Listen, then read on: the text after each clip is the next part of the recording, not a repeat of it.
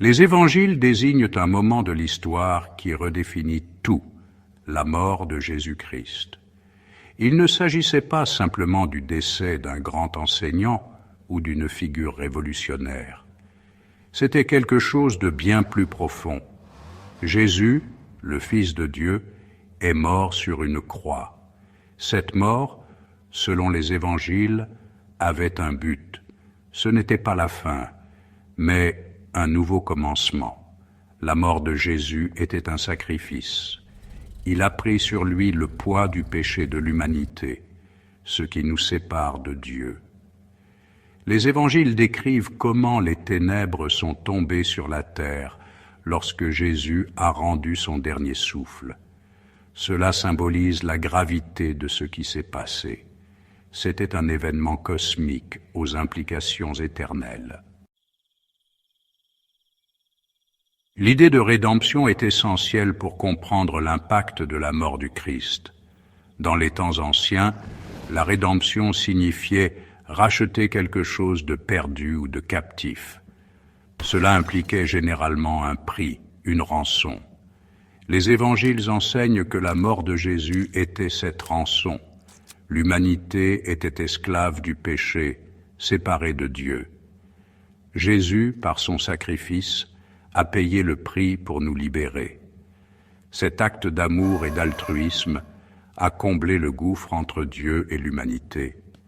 Par la foi en Jésus, nous ne sommes plus définis par nos erreurs ou nos échecs passés. On nous offre un nouveau départ, une nouvelle relation avec Dieu. Les évangiles ne parlent pas seulement d'un événement passé, ils nous appellent à une vie transformée. Comprendre le sacrifice de Jésus devrait radicalement changer notre façon de vivre. L'amour et la grâce qui nous sont accordés devraient déborder dans nos interactions avec les autres. Nous sommes appelés à pardonner, à aimer inconditionnellement et à refléter la miséricorde de Dieu dans notre vie quotidienne.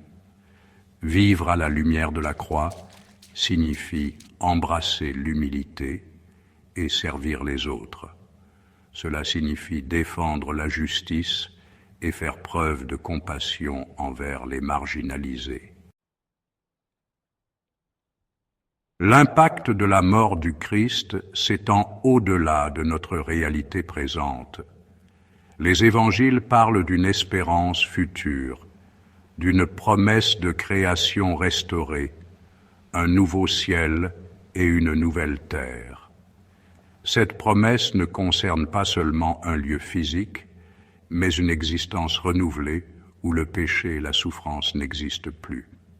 C'est la restauration ultime du dessein originel de Dieu, un monde où règne l'amour, la paix et la justice. La mort de Jésus nous offre plus que le pardon.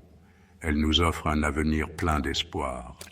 C'est un avenir garanti par l'amour démontré sur la croix et la promesse d'un monde nouveau.